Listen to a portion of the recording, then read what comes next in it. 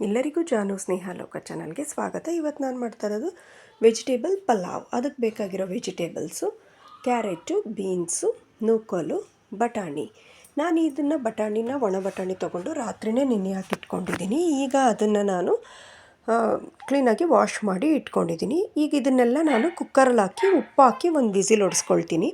ಯಾಕೆ ಅಂದರೆ ಉಪ್ಪು ಹಾಕೋದ್ರಿಂದ ಅದು ಉಪ್ಪು ನಾವು ಮತ್ತೆ ಆಮೇಲೆ ಮಸಾಲ ಟೈಮಲ್ಲಿ ಹಾಕಿದ್ರೆ ಚೆನ್ನಾಗಿರಲ್ಲ, ಅದಕ್ಕೆ.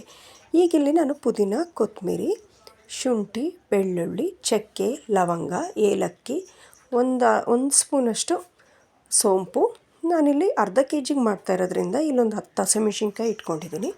ಹಾಗೆ 2 ಈರುಳ್ಳಿ ತೊಗೊಂಡಿದ್ದೀನಿ. ಇದನ್ನೆಲ್ಲ ನಾನೀಗ ಹುರಿದು ಮಾಡ್ತಾಯಿದ್ದೀನಿ. ಈ ಥರ ಪಲಾವ್ ಮಾಡೋದ್ರಿಂದ ತುಂಬ ಚೆನ್ನಾಗಿರುತ್ತೆ. ಒಂದು ಸತಿ ಟ್ರೈ ಮಾಡಿ. ನಾನು ಇದೆಲ್ಲ ಮಸಾಲ ಬೇಕಲ್ಲ, ಅದಕ್ಕೋಸ್ಕರ ಎಲ್ಲ ಹುರ್ಕೊಳ್ತಾ ಇದ್ದೀನಿ.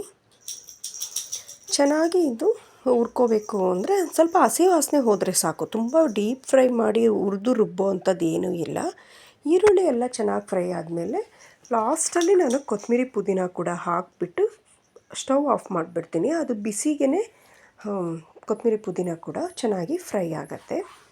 ಇದಿಷ್ಟು ಫ್ರೈ ಆದಮೇಲೆ ನಾನು ಇದನ್ನು ಹಾರೋದಕ್ಕೆ ಅಂತ ಹಾಗೆಯೇ ಒಂದು ಮಿಕ್ಸಿ ಜಾರಲ್ಲಿ ಹಾಕಿ ಎತ್ತಿಟ್ಟಿರ್ತೀನಿ. ಆಮೇಲೆ ಇದಕ್ಕೆ ನಾವು ಹಸಿ ತೆಂಗಿನಕಾಯಿನೇ ಯೂಸ್ ಮಾಡಬೇಕು. ನಾನು ಅದನ್ನು ಕೂಡ ಇಲ್ಲಿ ತುರಿದು ಇಟ್ಕೊಂಡಿದ್ದೀನಿ, 1 ಕಪ್ಪಷ್ಟು. ನೋಡಿ, ಈ ಕಪ್ಪಿನಲ್ಲಿ ಇದನ್ನು ಕೂಡ ಹಾಕಿ ಒಂದೊಳ್ಳೆ ಫೈನಾಗಿ ರುಬ್ಬಿ ರೆಡಿ ಮಾಡಿ ಇಟ್ಕೊಳ್ತಾ ಇದ್ದೀನಿ.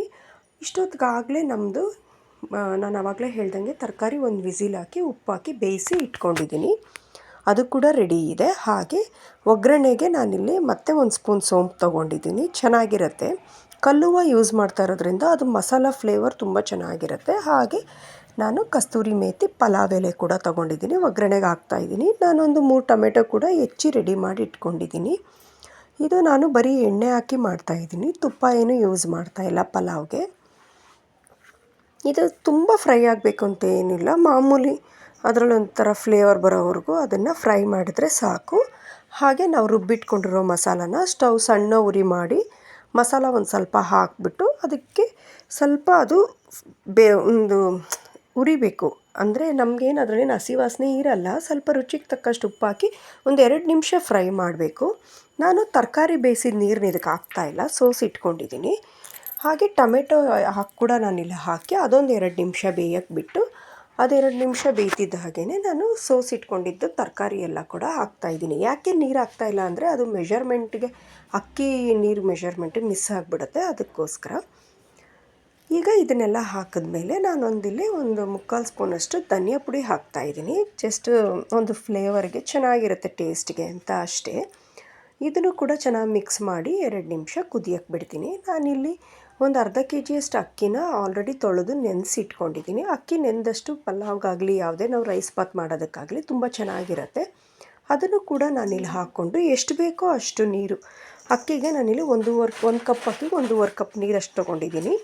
ಅದನ್ನು ಕೂಡ ಹಾಕಿ ಚೆನ್ನಾಗಿ ಉಪ್ಪು ಖಾರ ಎಲ್ಲ ಟೇಸ್ಟ್ ನೋಡಿಬಿಟ್ಟು ನಾನು ಕುಕ್ಕರ್ ಮುಚ್ಚಿ 2 ವಿಸಿಲ್ ಹೊಡೆಸ್ಕೊಂಡೆ. ನೋಡಿ, ತರಕಾರಿ ಕೂಡ ಯಾವುದೂ ಅಷ್ಟೇ ಕಲಸೋಗಲ್ಲ, ಬೇಯಿಸ್ಬಿಟ್ಟು ಹಾಕೋದ್ರಿಂದ ಅನ್ನೋ ಕನ್ಫ್ಯೂಷನ್ ಇರೋರಿಗೆ ತೋರಿಸೋಣ ಅಂತ ಅಷ್ಟೇ ತೋರಿಸ್ತಾ ಇದ್ದೀನಿ. ಹಾಗೆ ಈಗ ನಮ್ಮ ಪಲಾವ್ ಇದು ರೆಡಿಯಾಗಿದೆ. ಈ ಥರ ಪಲಾವ್ ಒಂದು ಸತಿ ಟ್ರೈ ಮಾಡಿ. Thank you for watching.